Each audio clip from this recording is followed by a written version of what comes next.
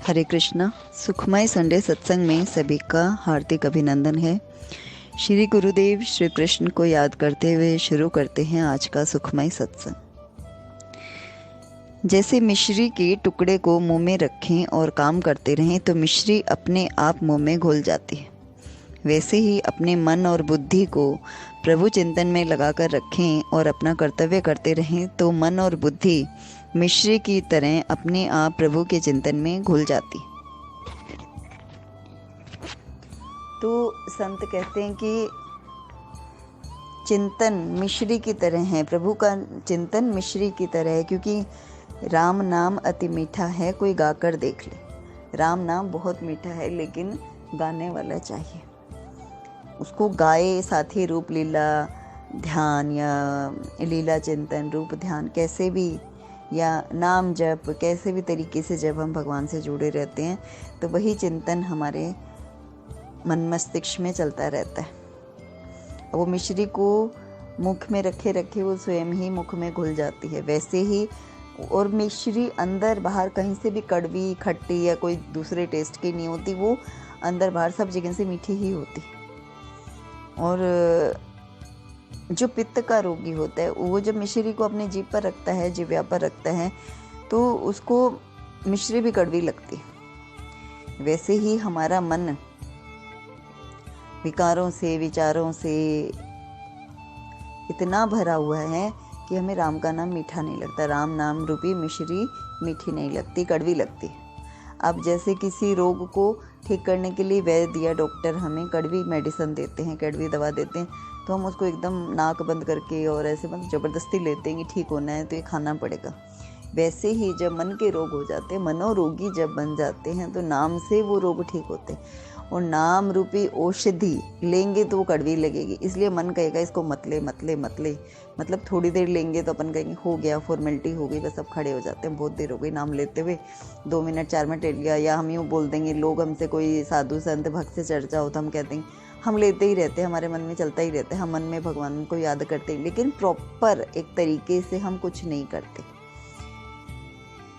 तो प्रॉपर तरीका क्या है? आत्मचिंतन, आत्मदर्शन, या मतलब एक मन से प्रभु की विस्मृति कभी ना हो, किसी घड़ी ना हो। वो अवस्था अगर बन जाती है तो फिर एक पवित्रता आ जाती है विचारों में, भगवान के प्रति निष्ठा प्रगाढ़ता बढ़ जाती है, प्रभु के प्रति प्रेम बढ़ जाता है, विश्वास बढ़ जाता है, सकारात्मकता बढ़ जाती है। तो जब ये सद्गुण प्रकट होते हैं तो ये सद्गुण भी प्रभु के प्राकट्य का चिन्ह है, क्योंकि प्रभु सत्य हैं, प्रभु प्रेम है, प्रभु विश्वास है, प्रभु निष्ठा है, दृढ़ता है।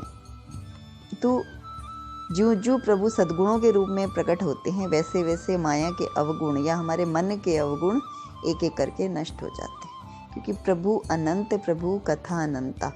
तो जब प्रभु के सत्संग में, प्रभु के भजन में, प्रभु की कथा में रस आने लग जाता है, प्रभु का रूप ध्यान या लीला चिंतन में आनंद आने लग जाता है, नाम जब सहज होने लग जाता है, तो विकार मिट जाते हैं, क्योंकि प्रभु के अनंत प्रकाश के आगे विकारों का अंधेरा तो ना मात्र का है।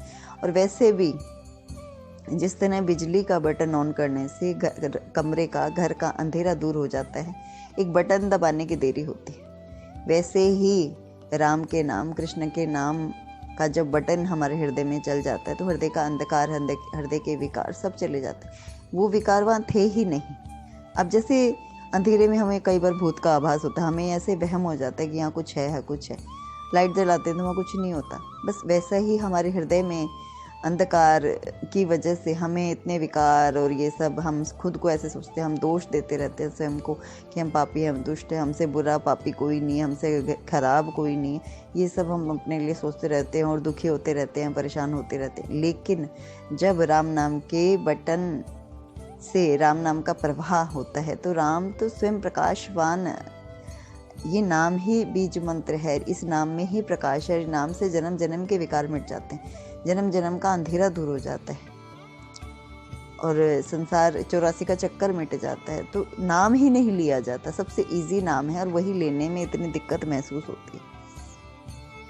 इसलिए संत कहता है कि भाई अगर जैसे हम मिश्री को रखते हैं मुख में तो पित्त के रोगी को मिश्री कड़वी लगती है, वैसे ही मनोरोगी जो मन के विकारों का रोगी है तो उसे राम का नाम कड़वा लगता है, अच्छा नहीं लगता। तो वो धीरे धीरे जब उसको राम राम को लेता रहेगा, चाहे मन लगे चाहे नहीं लगे, बेमन से, आलस में, निंद्रा में, कैसे भी, जमाई लेते टाइम कैसे भी, मतलब तो भाए को भाए अनक आलसहु, नाम जपत मंगल दसों दिशहु, मतलब दसों दिशाओं में नाम जपने से मंगल होता है। इसलिए नाम जपते रहें, नाम जपते रहें। तो वो नाम की जो मणि है वो जिव्या के द्वार पर रख देने से भीतर बाहर दोनों तरफ प्रकाश हो जाता है। तो नाम को जपने से ही मन का हृदय द्वार खुलता है। नाम के जपने से हमारे भीतर प्राण तत्व के रूप में विराजमान परमात्मा का दर्शन होता है, आत्मदर्शन होता है।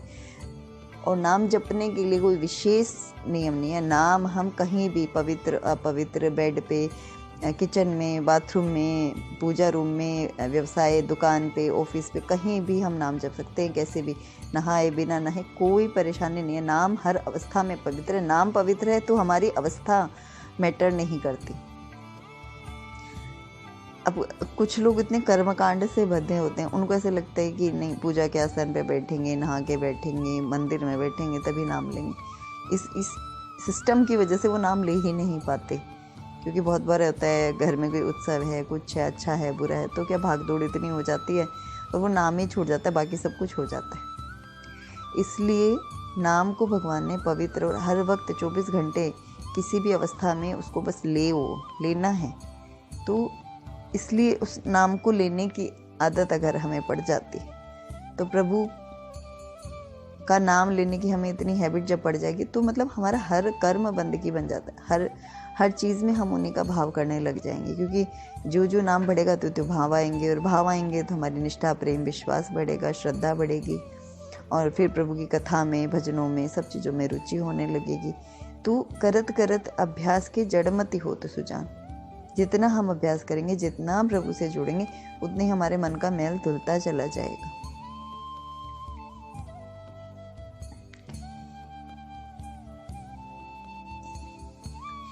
तो संतों की एक सभा चल रही थी। किसी ने एक दिन एक घड़े में गंगाजल भरकर वहां रखवा दिया ताकि संत जन जब प्यास लगे तो गंगाजल पी सके। संतों की उस सभा में बाहर एक व्यक्ति खड़ा था। उसने गंगाजल के घड़े को देखा तो उसके मन में विचार आने लगा कि कितना भाग्यशाली ये घड़ा है। एक तो इसने किसी तालाब पोखर का नहीं बल्कि गंगाजल भरा है, दूसरा ये संतों के काम आएगा। तो ये कितनी पवित्र अवस्था में संतों का स्पर्श मिलेगा, सेवा का अवसर मिलेगा। ऐसी किस्मत सबकी नहीं होती।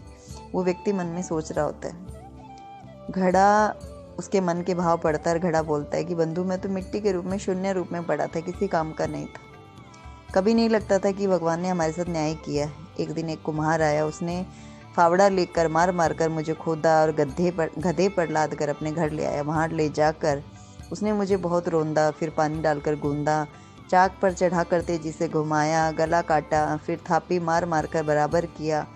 और बात यही नहीं रुकी, उसके बाद आवे में झोंक दिया, आग में झोंक दिया। इतने कष्ट सहकर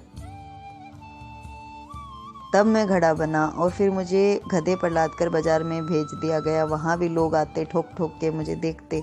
ठोकने पीटने के बाद मेरी कीमत लगाई भी तो 20-30 रुपए। मैं तो पल पल यही सोचता रहा कि ईश्वर ने मेरे साथ बहुत अन्याय करा। रोज एक नया कष्ट, रोज नई पीड़ा, मेरे साथ अन्याय ही अन्याय होता रहा।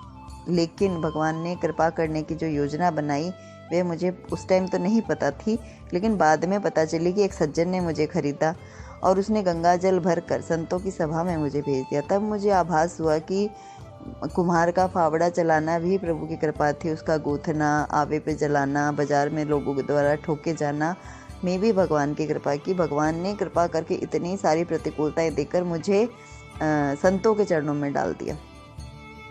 अब पता